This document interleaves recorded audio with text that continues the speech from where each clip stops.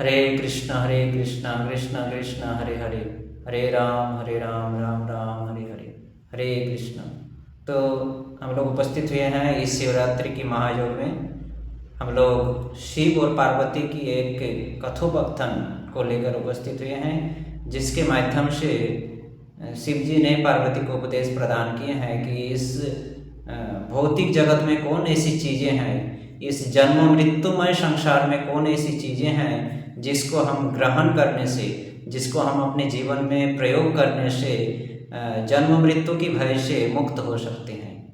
तो इस विषय में एक उपाख्यान जिसको कहते हैं, एक उपदेश शिव जी ने अपनी पत्नी, प्रिय पत्नी पार्वती को प्रदान कर रहे हैं। तो इस विषय में हम लोग आज चर्चा करेंगे। तो चलिए हम लोग मुख्य विषय पर प्रवेश करते हैं कि किस प्रकार शिव जी ने उपदेश प्रदान किए पार्वती को। तो एक दिन क्या हुआ, पार्वती भगवान के जो महान भक्त है, भगवान के जो प्रिय भक्त नारद जी, नारद मुनि के साथ एक दिन पार्वती माता की साक्षात हुई। पार्वती माता की साक्षात होते ही भगवान नारद ने एक ऐसी बातें बोली कि पार्वती थोड़ी गुस्से में आकर शिव जी से प्रश्न किए।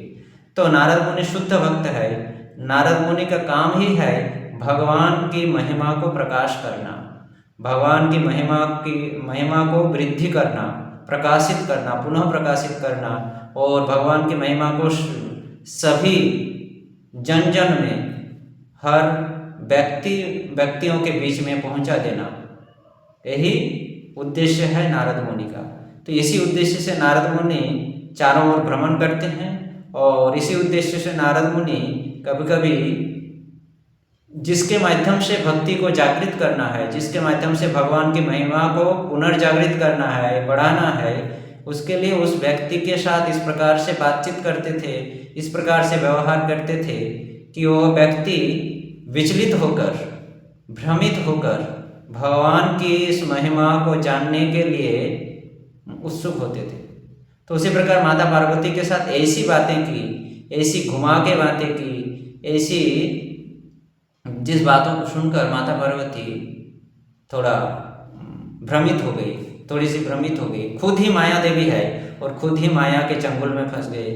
तो नारद मुनि कैसे घुमा के बात किए ना, पार्वती को कह रहे हैं, जैसे साक्षात हुई तो पार्वती को कह रहे हैं नारद मुनि, हे देवी, हे माते, आपको क्या पता है कि आपके पति के गले में जो मुंडों की माला है, मुंड माला, शिव जी मुंड माला धारण करते हैं। हम देखे हैं कि शिव जी के गले में मुंड की माला है। तो पार्वती को कह रहे हैं, हे देवी, हे माते, आपके पति के गले में जो मुंड की माला है वो किसकी माला है, किस चीज की माला है, आपको क्या पता है? तो पार्वती बोल रहे हैं कि नहीं, मुझे तो इस प्रकार के प्रश्न कभी आए नहीं मेरे मन में, और मैं अपने पतिदेव से पूछा भी नहीं। तो हे नारद, अगर आपको पता है कि मेरे पति कौन सी मुंडी का माला धारण किए हुए हैं, वो मुंडी की माला किस चीज की है और क्यों धारण करके रखते हैं, क्यों पहन के रखते हैं, अगर आपको पता है तो आप थोड़ा बता दीजिए।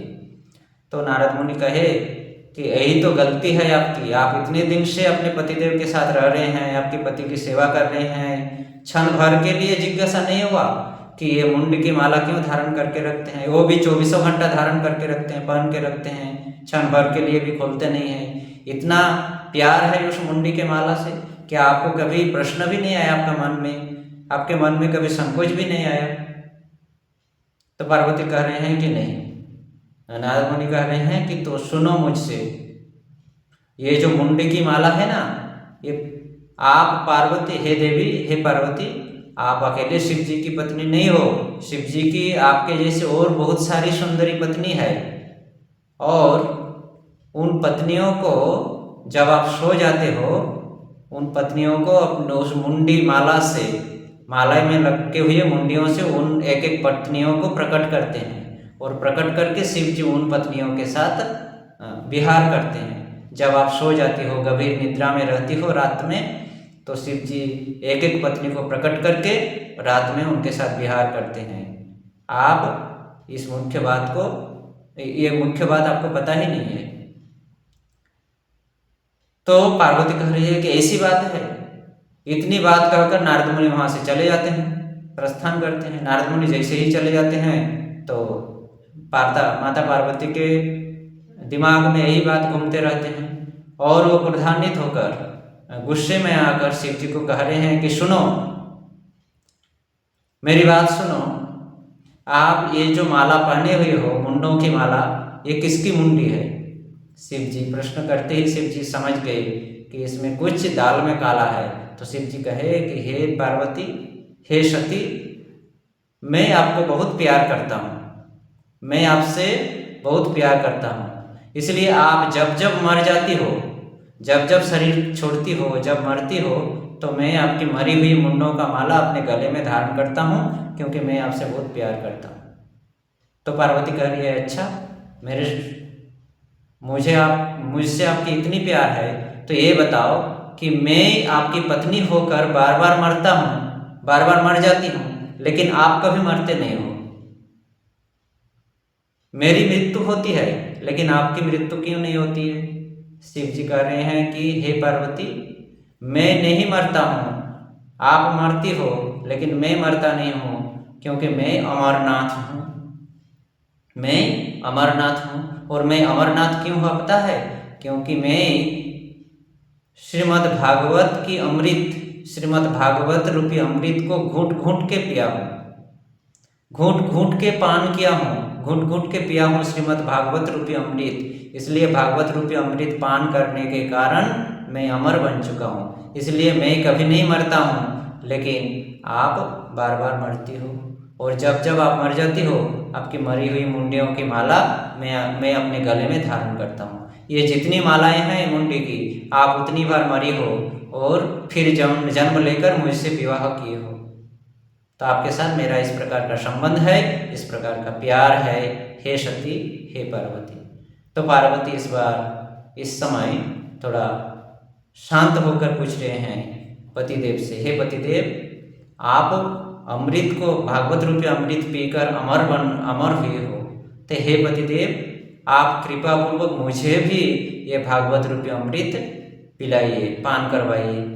तो शिव जी ने कहे कि ठीक है, चलिए मेरे साथ, मैं आपको ये भागवत रूपी अमृत पिलाऊंगा। ये कहकर शिव जी ने पार्वती को लेकर एक निर्जन स्थान में बरगद के पेड़ के नीचे बैठकर भागवत रूपी अमृत पान कराए थे, पिलाए थे। यह सर्वप्रथम भागवत कथा शिव जी ने पार्वती को सुनाई। तो इस प्रसंग से, इस उपाख्यान से हमें शिक्षा मिलती है। नारद मुनि पार्वती माता के माध्यम से, पार्वती देवी के माध्यम से हमें यह शिक्षा प्रदान कर रही है कि भागवत जो है वो स्वयं भगवान का वांग्मय या भगवान का पूर्ण स्वरूप है, भगवान का पूर्ण स्वरूप भागवत है।